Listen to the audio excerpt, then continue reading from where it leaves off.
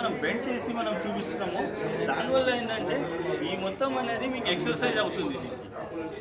ఇంకొకటి ఈ పోస్చర్ ఏంటంటే ఈ చక్రాసనం అంటే ఏదైతే మనం నార్మల్గా ఏదైతే బెండ్ అయ్యి కింద మనం కాళ్ళని తీసుకొని పెట్టుకుంటాం. ఇంకొకటి ఇదేదైతే ఉంది కదా, ఇది శవాసనం. నార్మల్గా మనం ఆసనాలలో ఏంటంటే నార్మల్గా మనం ఫ్లాట్గా పడుకుంటాం. ఏదైతే ఆసనం ఏంటంటే మనం ఈ విధంగా చూసుకొని చేసుకోవాలి. ఇంకొకటి ఈ ఆసనం ఏంటంటే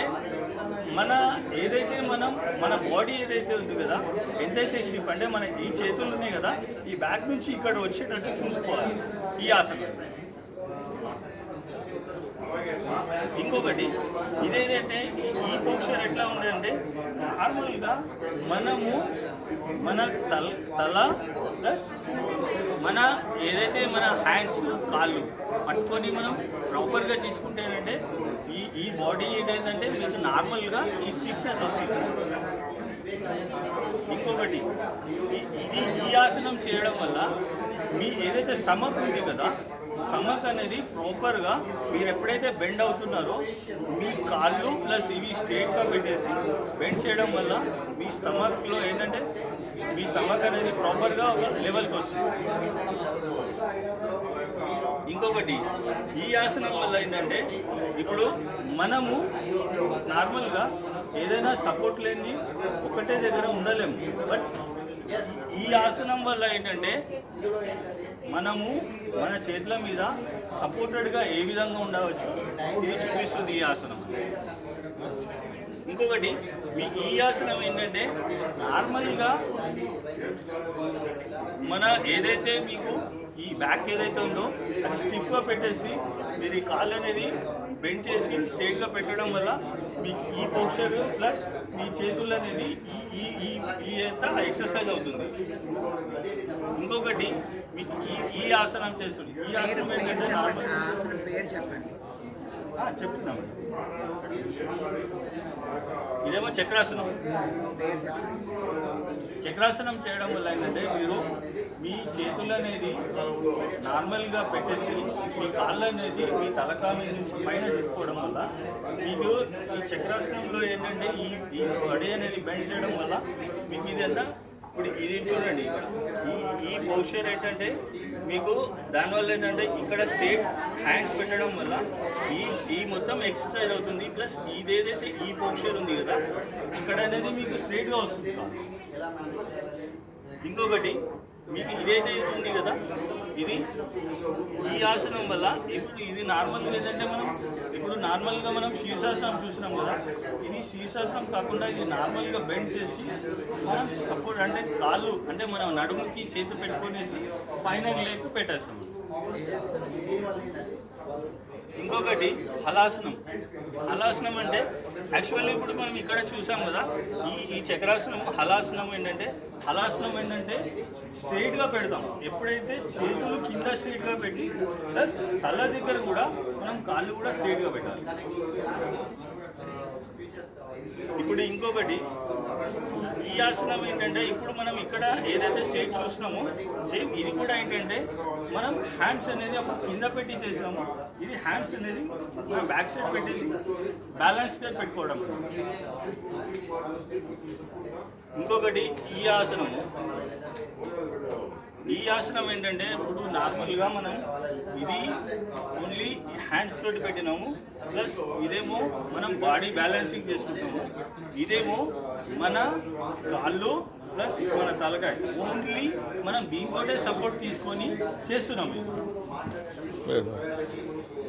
ఇంకొకటి ఈ ఆసనం ఏంటంటే శవాసనం అంటే సపోజ్ మన బాడీ అనేది ఒక రిలీఫ్ ఉండడానికి నార్మల్గా మనం ఇన్ని ఆసనాలు వేస్తాం. అప్పుడు మనం నార్మల్గా ఒక శవాసనం అంటే మన బాడీ ఏదైతే మనం ఇన్ని ఆసనాలు చేస్తాం కదా ఒక రిలీఫ్ పొజిషన్లో వెళ్తుంది. కాబట్టి ఏంటంటే మీరు ఏదైతే ఆసనాలు చేస్తారో ప్రాపర్గా మీకు ఇదవుతుంది. సూర్య నమస్కారం ఇది సూర్య నమస్కారం అంటే ఇది భుజంగాసనం అంటే ఏంటంటే నార్మల్గా మీకు భుజంగాసనం ఎప్పుడు వస్తుందంటే ఏదైతే మనం ఫుడ్ తీసుకుంటాం నార్మల్గా కొంతమందికి డైజెషన్ కాదు. చాలామంది ఏం చేస్తారంటే ఫుడ్ తీసుకోగానే వాకింగ్ చేస్తుంటారు చాలామంది. ఇది వాకింగ్ చేసుకుంటే ఏంటంటే వాకింగ్ కాకుండా ఇప్పుడు మనం ఏదైతే ఫుడ్ తీసుకుంటాం కదా, మన పూర్వీకులు ఏం చేస్తారు, ఫుడ్ తీసుకునే ముందు మన ఆసనం అనేది ఒక హైట్ పెట్టుకొని వాళ్ళు కింద కూర్చునే వాళ్ళు. దానివల్ల ఏమవుతుందంటే మనం తినే ఏదైతే ఫుడ్ ఉంది కదా, మనం తీసుకునేటప్పుడే ప్రాపర్గా డైజెషన్ అవుతుంది, అంటే మన ఎక్సర్సైజ్ అవుతుంది. ఇప్పుడు మనం వంగి తినేటప్పుడు మనం ప్రాపర్గా అనేది డైజెషన్ అవుతుంది. ఇంకోటి ఈ భుజంగాసనం చేయడం వల్ల ఏంటంటే మీకు గ్యాస్ట్రిక్ కానీ, సపోజ్ మీరు ఫుడ్ తీసుకున్నారు, ఫుడ్ తీసుకొని మీరు అటు ఇటు కొంచెం నడుస్తున్నారు కాబట్టి ఫుడ్ తీసుకునేటప్పుడు ఏంటంటే మీరు ఒక 5 మినిట్స్ లేకుంటే 2 మినిట్స్ మీరు ఈ విధంగా భుజంగాసనంలో కూర్చోవడం వల్ల ఈ స్టమక్ అనేది ప్రాపర్గా మీకు డైజెస్ట్ అంటే ఏదైతే మీరు తిన్న ఫుడ్ ప్రాపర్ డైజెస్ట్ అవుతుంది. దానివల్ల ఏమైపోతుందంటే మీరు ఈ పోస్చర్లో కూర్చోవడం వల్ల మీకు ఎటువంటి గ్యాస్ట్రిక్ అనేది ఫామ్ కాదు, మీకు ప్రాపర్ డైజెషన్ కూడా అయిపోతుంది. అదేవిధంగా మీకు ఈ పోస్చర్లో కూర్చోవడం వల్ల మీకు ఈ బాడీ స్టిఫ్నెస్ ఉండడం వల్ల మీకు ఎటువంటి మీకు ప్రాబ్లమ్స్ కూడా రావు. యాక్చువల్లీ ఈ ఆసనాలు ఏంటంటే ఈ ఆసనాలు ఇప్పుడు ఇన్ని ఆసనాల గురించి చెప్పాము, బట్ మన పూర్వీకులు ఏవైతే మనకి ఇచ్చిన వరాలు ఇవి. ఇంకొకటి ప్రజెంట్ ఇప్పుడు మనం ఏదైనా మనం వాటర్ లేకుండా ఉండలేము, మనం గాలి లేకుండా ఉండలేము. ఇంకొకటి మనం ఏదైతే ఫుడ్ తీసుకునే ఫుడ్ ఇంతకుముందు తీసుకునే ఫుడ్కి చాలా డిఫరెన్స్ ఉంది. ఇప్పుడు నార్మల్గా మనం ఒక టైమింగ్ అనేది టైం పంచువాలిటీ అనేది పెట్టుకున్నాం ఫుడ్కి కూడా. మనం ప్రతి ఒక్కరం కూడా ఈ ఫుడ్ అనేది టైం పంచువాలిటీ అనేది మిస్ అవుతున్నాం. కాబట్టి ఏంటంటే మనం ఏదైతే మన నిజ జీవితంలో మనం ఏదైతే ఫుడ్ తీసుకుంటున్నామో లేకుంటే మన పంచువాలిటీ ఏదైతే ఉందో అది ప్రాపర్గా మనం తీసుకుని వెళ్తేనే మనం ప్రాపర్ వేలో వెళ్ళగలుగుతాం. ఇంకొకటి ఏంటంటే ఇప్పుడు ఈ ఆసనాలు ఏంటంటే మన పూర్వీకులు కూడా ఇప్పుడు మన ఋషులు కానీ మునులు కానీ వారు ఏ విధంగా అయితే వారు ఏ విధంగా అయితే వాళ్ళ జీవన శైలిని ఏ విధంగా అయితే వాళ్ళు ఉంచుకున్నారో వారు ఒక్కొక్కళ్ళు కూడా 100 years 150 years కూడా వారు జీవించారు. కాబట్టి ఏంటంటే మన పూర్వీకులు అంటే మన వందల సంవత్సరాల నుంచి కూడా మన ఋషులు మునులు ప్రతి ఒక్కరు మనకి ఇచ్చిన ఒక వరాలు ఇవి. ఇటువంటి ఆసనాల వల్ల ఏంటంటే ఒకటి మనము వేరే వాళ్ళని చైతన్యవంతులను చేయవచ్చు, ఇంకొకటి మన బాడీ అనేది నిగ్రహంగా ఉంచుకోవచ్చు, ఇంకొకటి ఈ ఆసనాల వల్ల ఏంటంటే మనం ఏదైతే మనం ఆలోచిస్తున్నామో అది అనుచరులను కూడా పెట్టుకోవచ్చు. ఇంకొకటి మనం ఏదైనా చాలామందికి కొన్ని అలవాట్లు ఉంటాయి. కొంతమంది ఏంటంటే ఇప్పుడు మనం చెప్తాం చెడు చూడద్దు, చెడు వినద్దు, చెడు మాట్లాడద్దు. చెడు ఎప్పుడైతే అంటే మనం ఎప్పుడైతే నిగ్రహంగా ఉంటామో మనం ఏదైతే చేస్తున్నామో మనం ప్రాపర్గా చేస్తున్నామా లేదా అనేది మన మనసు చెప్తుంది. మన బాడీ లోపల ప్రతి ఒక్క ఏదైతే మనం చేస్తున్నామో మనం నిగ్రహంగా ఉంచుకోవడమే ఈ ఆసనాల యొక్క ముఖ్య ఉద్దేశం. ఇంకోటి ఏంటంటే ఈ ఆసనాల వల్ల ఏంటంటే ఒకటి మైండ్ పీస్ ఉంటుంది, మైండ్ కూడా పీస్గా ఉంటుంది. మీరు